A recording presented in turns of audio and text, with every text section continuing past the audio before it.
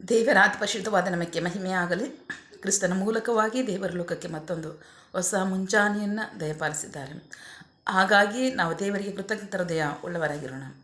ಈ ದಿನದ ಧ್ಯಾನ ದೇವರ ವಾಕ್ಯ ಭಾಗ ಯೆಶಾಯ ಪ್ರವಾದಿ 51ನೇ ಅಧ್ಯಾಯ 16ನೇ ವಾಕ್ಯ. ಆದರೆ ತೆರೆಗಳ ಬೋರ್ಗರಿಯುವಾಗ ಸಮುದ್ರವನ್ನು ವಿಭಾಗಿಸಿದ ನಿನ್ನ ದೇವರಾಗಿರುವ ಯೆಹೋವನು ನಾನೇ, ಸರ್ವಶಕ್ತನಾದ ಯೆಹೋವನು ಎಂಬುದು ಆತನ ಹೆಸರು. ದೇವರಿಗೆ ಸ್ತೋತ್ರ. Prophet Isaiah chapter 51 verse 16. I stretched out the heavens and land the earth foundations. I say to Jerusalem, you are my people. I have given you my teaching and I protect you with my hand. ದೇವರಿಗೆ ಸ್ತೋತ್ರ. ನಾವು ವಾಕ್ಯ ಭಾಗ ನೋಡ್ತಾ ಇದ್ದೀವಿ. ಪ್ರೀತಿ ಇದ್ರ ಮಕ್ಕಳೇ, ವಾಕ್ಯ ಭಾಗದಲ್ಲಿ ಕರ್ತನು ಶ್ರೇಷ್ಠ ದೇವರು ಈ ಮುಂಜಾನೆ ಸಮಯದಲ್ಲಿ ನಮ್ಮ ಸಂಗಡ ಮಾತನಾಡ್ತಾ ಇದ್ದಾರೆ. ವಾಕ್ಯ ಭಾಗ ಆದರೆ ದೇವರಿಗೆ ಸ್ತೋತ್ರ. ಇಂದಿನ ವಾಕ್ಯ ಭಾಗ ನೋಡ್ತಾ ಇದ್ದೀವಿ.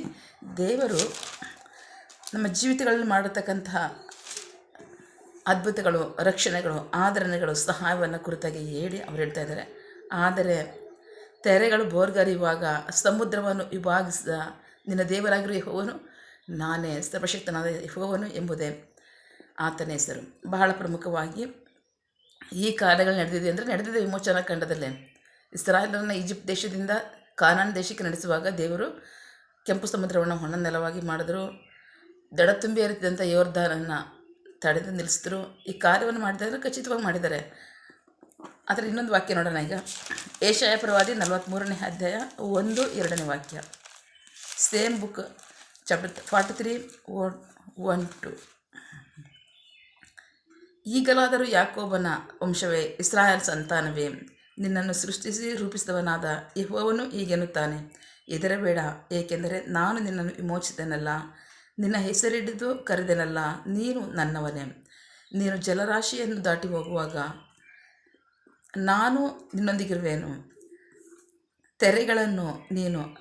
ನದಿಗಳನ್ನು ನೀನು ದಾಟುವಾಗ ಅವು ನಿನ್ನನ್ನು ಮುಳುಗಿಸುವುದಿಲ್ಲ, ಬೆಂಕಿಯಲ್ಲಿ ನಡೆಯುವಾಗ ಅವು ಸುಡುವುದಿಲ್ಲ, ಜ್ವಾಲೆಯು ನಿನ್ನನ್ನು ದಹಿಸದು. ದೇವರಿಗೆ ಸ್ತೋತ್ರ. ನಾವು ವಾಕ್ಯ ಭಾಗ ನೋಡ್ತಾ ಇದ್ವಿ. ಅಲ್ಲಿ ವಾಕ್ಯ ಭಾಗದಲ್ಲಿ ಹೇಳ್ತಾ ಇದ್ದಾರೆ, ಹೆದರಬೇಡ, ಭಯಪಡಬೇಡ. ದೇವರಿಗೆ ಸ್ತೋತ್ರ.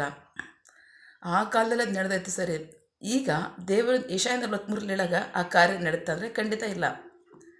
ಅದನ್ನು ನಮಗೆ ಹೇಳ್ತಾ ಇದ್ದಾರೆ, ಭಯಪಡಬೇಡ್ರಿ, ಹೆದರಬೇಡ್ರಿ. ನಿಮ್ಗೆ ಅಂಥ ಸನ್ನಿವೇಶ ಬರ್ತಾ ಇದೆಯಾ? ನೀವು ಬೆಂಕಿಯಲ್ಲಿ ಹಾದುವಂಥ ಸನ್ನಿವೇಶ ಬರ್ತಾ ಇದೆಯಾ? ನೀವು ಭಯಪಡಬೇಡ್ರಿ. ನದಿಗಳನ್ನು ದಾಟುವಂಥ ಸನ್ನಿವೇಶ ಬರ್ತಾ ಇದೆಯಾ ಅಂದರೆ ಅಂಥ ಕಷ್ಟಗಳು, ಹೋರಾಟಗಳು, ಸಮಸ್ಯೆಗಳು ನಿಮ್ಮ ಜೀವಿತದಲ್ಲಿ ಬರುತ್ತೆ. ನಿಜ, ನಾನಿದ್ದೇನೆ. ನಿಮ್ಮನ್ನು ಮುಳುಗ್ಸೋಕೆ ಬಿಡಲ್ಲ, ನಿಮ್ಮನ್ನು ಸುಳೋದಕ್ಕೆ ಬಿಡಲ್ಲ, ನಿಮ್ಮನ್ನು ದಹಿಸೋದಕ್ಕೆ ನಾನು ಬಿಡಲ್ಲ. ನಾನು ನನ್ನ ಒಂದು ವಾಕ್ಯ 51ರಲ್ಲಿ 17ನೇ ವಾಕ್ಯ ನೋಡೋಣ. ಆಕಾಶವನ್ನು ನೆಡುವುದಕ್ಕೂ ಭೂಮಿಯ ಅಸ್ಥಿವಾರವನ್ನು ಹಾಕುವುದಕ್ಕೂ ಚೀಯೋನಿಗೆ ನೀನು ನನ್ನ ಜನರೆಂದು ಹೇಳುವುದಕ್ಕೂ ನನ್ನ ವಾಕ್ಯವನ್ನು ನಿನ್ನ ಬಾಯಲ್ಲಿಟ್ಟು ನನ್ನ ಕೈಯಿಂದ ನಿನ್ನನ್ನು ಮುಚ್ಚಿದ್ದೇನೆ. ದೇವರಿಗೆ ಸ್ತೋತ್ರ. ದೇವರ ವಾಕ್ಯ. ಆತನು ಹೇಳ್ತಾನೆ, ನನ್ನ ವಾಕ್ಯವನ್ನು ಕಳಿಸಿ ಅವರಿಗೆ ಸ್ವಸ್ಥತೆಯನ್ನು ಕೊಡ್ತೇನೆ ಅಂತ ಹೇಳ್ತಾರೆ. ನನ್ನ ವಾಕ್ಯವನ್ನು ಕಳಿಸಿ ಅವರಿಗೆ ರಕ್ಷಣೆಯನ್ನು ಕೊಡ್ತೇನೆ ಅಂತ ಹೇಳ್ತಾರೆ. ನನ್ನ ವಾಕ್ಯವನ್ನು ಕಳಿಸಿ ಅವರಿಗೆ ಆದರಣೆಯನ್ನು ಕೊಡ್ತೀನಿ, ಸಮಾಧಾನವನ್ನು ಕೊಡ್ತೀನಿ ಅಂತ ಹೇಳ್ತಾರೆ. ದೇವರಿಗೆ ಸ್ತೋತ್ರ. ಈ ವಾಕ್ಯ ಭಾಗಗಳೆಲ್ಲ ಬಂದಿದೆ ನಿಜ, ಬಟ್ ಇಲ್ಲಿಲ್ಲೇ ಇರ್ಬೋದು. ಬೈಬಲ್ ವಾಕ್ಯಗಳು ಹೇಳಲ್ಪಟ್ಟಿದೆ. ಇವತ್ತು ಅವ್ರು ಹೇಳ್ತಾ ಇದ್ದಾರೆ, ನನ್ನ ವಾಕ್ಯವನ್ನು ಕಳಿಸಿ ನನ್ನ ಕೈಗಳ ನೆರಳಿನಿಂದ ನಿನ್ನ ಮರೆ ಮಾಡ್ತೇನೆ. ಯಾವಾಗ ನೀನು ನದಿಯನ್ನು ದಾಟುವಂಥ ಪರಿಸ್ಥಿತಿ, ಕಷ್ಟಗಳು, ಹೋರಾಟಗಳು ನಿಂಗೆ ಬಂದಿದೆಯಾ? ನಾನು ನಿನ್ನ ರಕ್ಷಿಸ್ತೀನಿ. ಬೆಂಕಿಯಲ್ಲಿ ಹಾದುವಂಥ ಪರಿಸ್ಥಿತಿ ಬರ್ತಿದೆಯಾ? ನಿನ್ನ ಜ್ವಾಲೆ ಸುಡಿದಂತೆ ನನ್ನ ಕಾಪಾಡ್ತೀನಿ. ಅಂದರೆ ಆ ಸನ್ನಿವೇಶಗಳು ನಮಗೆ ಬರಲ್ಲ, ಅಷ್ಟು ಹೋರಾಟಗಳು ನಮ್ಮ ಜೀವಿತದಲ್ಲಿ ಬರುತ್ತೆ.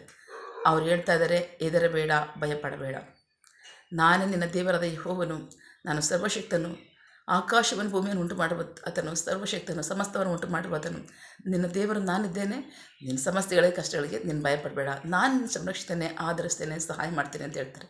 ದೇವರಿಗೆ ಸ್ತೋತ್ರ. ಪ್ರೀತಿಯ ಮಕ್ಕಳೇ, ಈ ಮುಂಜಾನೆ ಸಮಯದಲ್ಲಿ ದೇವರು ಈ ವಾಕ್ಯಗಳ ಮೂಲಕವಾಗಿ ನಮಗೆ ಸಂರಕ್ಷಣೆಯನ್ನು, ಆದರಣೆಯನ್ನು, ಭರವಸೆಯನ್ನು, ನಿರೀಕ್ಷೆಯನ್ನು ಕೊಡ್ತಾ ಇದ್ದಾರೆ.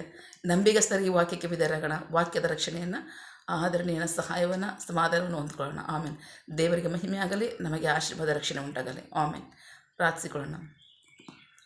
ಸಕಲ ಸೃಷ್ಟಿಕರ್ತನೇ, ಸರ್ವಾಧಿಕಾರಿಯೇ, ಸಾರ್ವಭೌಮನೇ, ಉನ್ನತನೇ, ಮಹೋನ್ನತನೇ, ಮಹಾಪರಿಶುದ್ಧನೇ, ಪ್ರೀತಿ ಸ್ವರೂಪನೇ, ನೀತಿವಂತನೇ, ಅಧಿಪತಿಯೇ, ಸೇನಾಧೀಶ್ವರನೇ, ಇರುವಾತನೇ, ಸರ್ವವ್ಯಾಪ್ಯ ಸಪ್ಪ.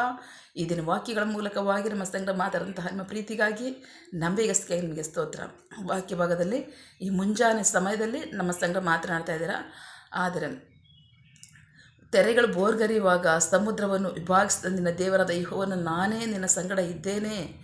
ನಿನ್ನ ಕಷ್ಟ ಪರಿಸ್ಥಿತಿಗಳು ಏನೇ ಇದ್ದರೂ ನಾನು ಅದರಿಂದ ನಿನ್ನ ಬಿಡಿಸ್ತೇನೆ ಅಂತ ಮುಂಜಾನೆ ಸಮಯದಲ್ಲಿ ನಮ್ಮೆಲ್ಲರಿಗೂ ನೀವು ಭರವಸೆ ಕೊಡ್ತಾ ಇದ್ದೀರಾ. ಅದಕ್ಕಾಗಿ ಸ್ತೋತ್ರ. ನಂಬಿಗಸ್ತರಾಗಿ ನನ್ನ ವಾಕ್ಯಕ್ಕೆ ವಿಧೇಯರಾಗ್ತೀವಿ. ನಿಮ್ಮ ವಾಕ್ಯದ ಸಹಾಯ, ಸಂರಕ್ಷಣೆ, ಸಮಾಧಾನ, ಆದರಣೆ ನಮ್ಗೆ ಉಂಟಾಗಲಿ. ನಿಮಗೆ ಮಹಿಮೆ ಆಗಲಿ, ನಮಗೆ ರಕ್ಷಣೆ ಆಶೀರ್ವಾದ ಉಂಟಾಗಲಿ. ಆಮೆನ್. ಪ್ರಾರ್ಥನೆ ಕೇಳಿದ ಪ್ರೀತಿಗಾಗಿ ನಿಮಗೆ ಸ್ತೋತ್ರ. ನಮ್ಮ ಪ್ರಾರ್ಥನೆಯನ್ನು ನಮ್ಮ ರಕ್ಷಕನಾಥ ಯೇಸು ಕ್ರಿಸ್ತರ ಅತಿ ಪರಿಶುದ್ಧವಾದ ನಾಮದಲ್ಲಿ ಪ್ರಾರ್ಥಿಸಿ ನಿಮ್ಮ ಅಪಾದಗಳು ಸಲ್ಲಿಸಿ ನಾವು ಬೇಡುವಂತಿದ್ದೇವೆ. ನಮ್ಮ ಜೀವಗಳ ತಂದೆ. Amen. God bless you all. ದೇವರು ತಾನೇ ಇದರ ವಾಕ್ಯಗಳ ಮೂಲಕವಾಗಿ ನಮ್ಮ ಸಂಘ ಮಾತನಾಡಿದ್ದಾರೆ, ನಮ್ಮನ್ನು ಆಶೀರ್ವದಿಸಿದ್ದಾರೆ. ಆಮೆನ್. All the best.